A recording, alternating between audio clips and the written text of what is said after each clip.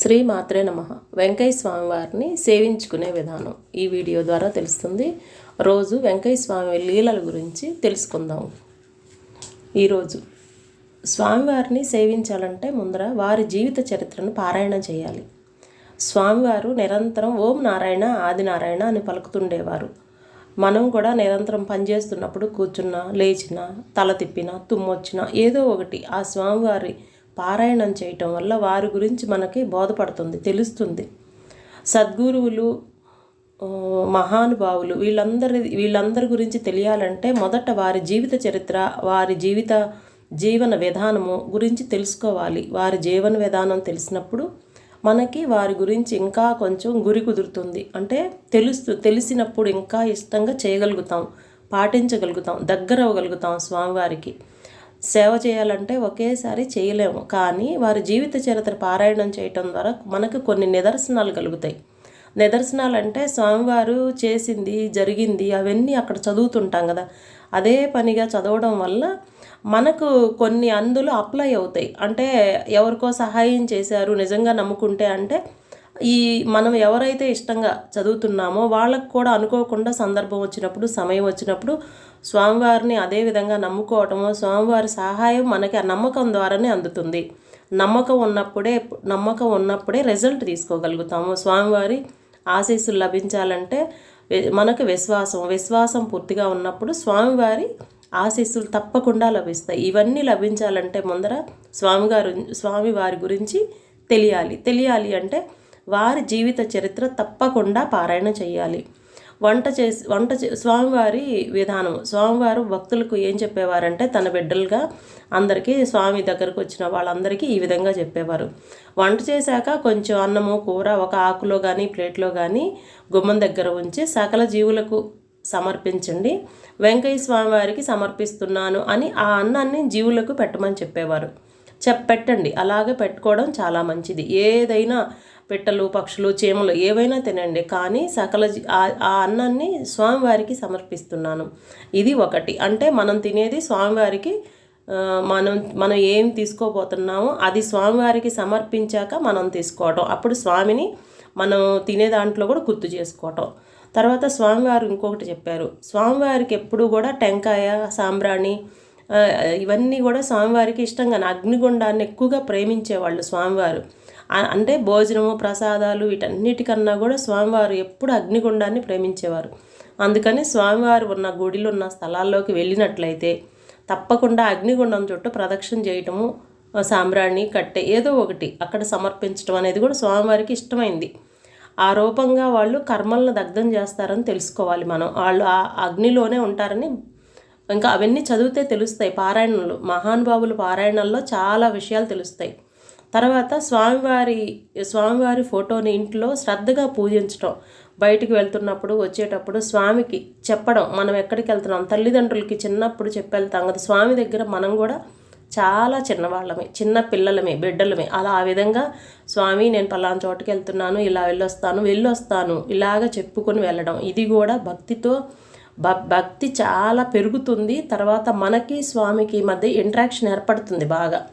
ఎప్పుడైనా మహానుభావులు అంటే వాళ్ళని ఫోటోల్లాగా చూడకూడదు. వాళ్ళు మనుషులు, మన వెనకనే ఉంటారు. వాళ్ళు తలచినంత మాత్రం చేతనే మన పక్కనే ఉంటారు.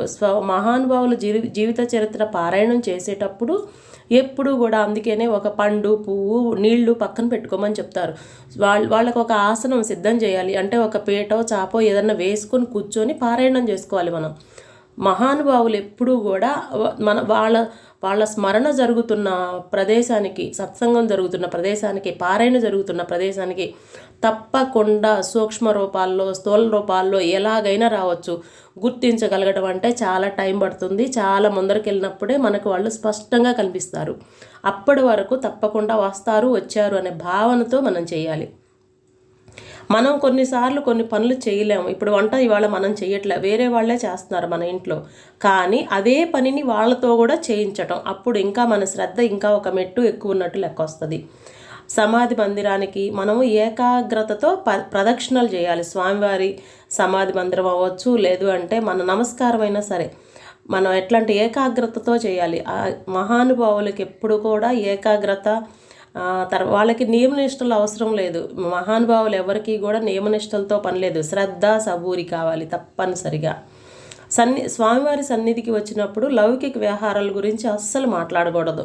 వారి నామస్మరణ, లేదు అంటే గ్రంథ పఠనం, పుస్తకాలు చదవటం, ఎప్పుడు అది వాళ్ళు చాలా కోరుకుంటారు. ఎన్నో రోజులు ఉంటాయి స్వాముల దగ్గర ఉండే వాళ్ళకి. ఇలాంటివి చాలా విషయాలు చెప్పాలంటే వాళ్ళ దగ్గర ఉండే వాళ్ళని చూడండి, తెలుస్తాయి. ఎప్పుడు స్వాములు వాళ్ళ దగ్గరికి వెళ్ళినప్పుడు ఏదో మాట్లాడడం, ఏదో ఆలోచించడం, వాళ్ళు మనకి స్వామివారి బ్లెస్సింగ్ తీసుకోలేము. నామస్మరణ చేయాలి, లేదంటే గ్రంథ పఠనం, లేదు అంటే ఏమీ కుదరలేదు. ఓం నారాయణ ఆది నారాయణ, అది ఎక్కడ కూర్చొనైనా అనుకోవచ్చు, అయిపోద్ది. సరే, తర్వాత స్వామి తమకు సేవ చేసేవాళ్ళు ఇతరులను ఎవరన్నా విమర్శిస్తారు కదా. ఇప్పుడు సేవ చేసేవాళ్ళు ఉన్నారు, సేవ చేస్తూనే ఉంటారు, వాళ్ళు ఎవరినన్నా విమర్శిస్తూ ఉంటారు, కోపం ప్రదర్శిస్తారు. ఇలాంటివన్నీ చేసి వాళ్ళు మళ్ళీ ఆ పని వాళ్ళని అట్లా విమర్శించి కోపగించుకొని అప్పుడు స్వామివారి దగ్గరికి వచ్చారనుకోండి, స్వామివారు ఆ స్వీకరించేవాళ్ళు కాదు, తీసుకునేవాళ్ళు కాదు. సాటి వారిని విమర్శిస్తుంటే ఆలకించినా కూడా దోషమేనని చెప్పేవారు, వాళ్ళకి స్పష్టంగా చెప్పేవాళ్ళు. ఒకప్పుడు ఒక సేవకుడు వెంకయ్య స్వామి వారికి అట్లాంటి దుర్విమర్శలు చేసి స్వామివారి దగ్గరికి జావ పోయడానికని వచ్చాడు, రాగి జావ పోయడానికి.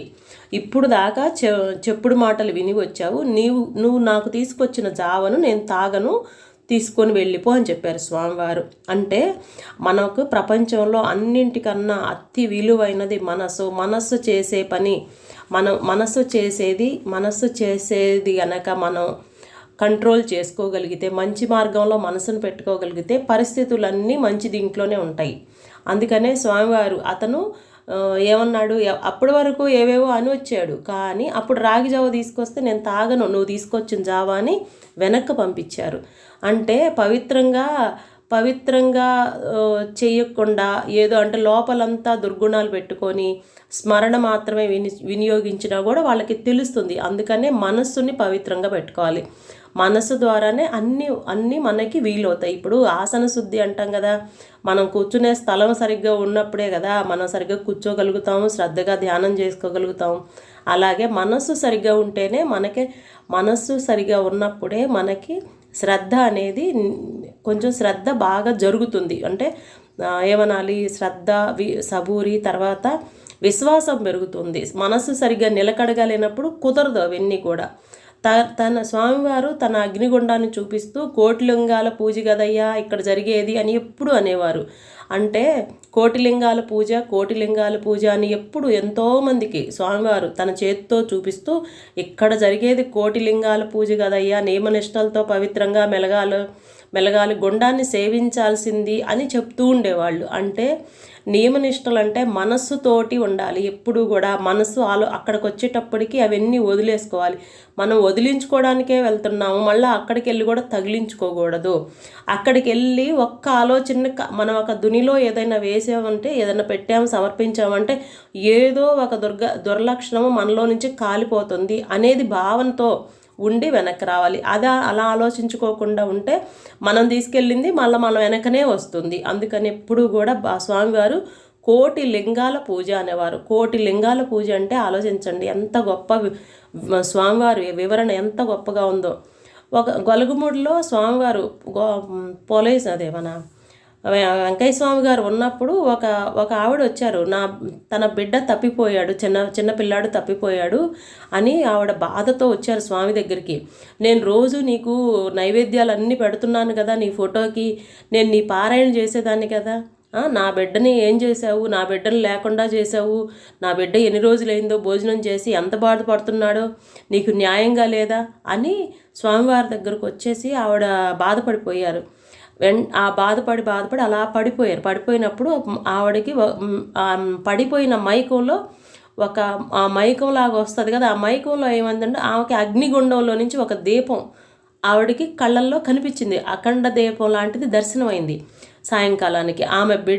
అదే రోజు ఆమె బిడ్డ తిరిగి క్షేమంగా ఇల్లు చేరాడంట. అగ్నిగుండం అఖండ దీపం రూపాల్లో స్వామివారు ఇక్కడ స్వయంగా ఉంటారు అనేది మనకి రుజువు. ఇలాగా స్వామివారిని సేవించటం ఏ విధంగా సద్గురువులు ఎప్పుడు, మహానుభావులు ఎప్పుడు చిన్న మన వారి తలంపును కూడా ఊరికే తీసుకోరు.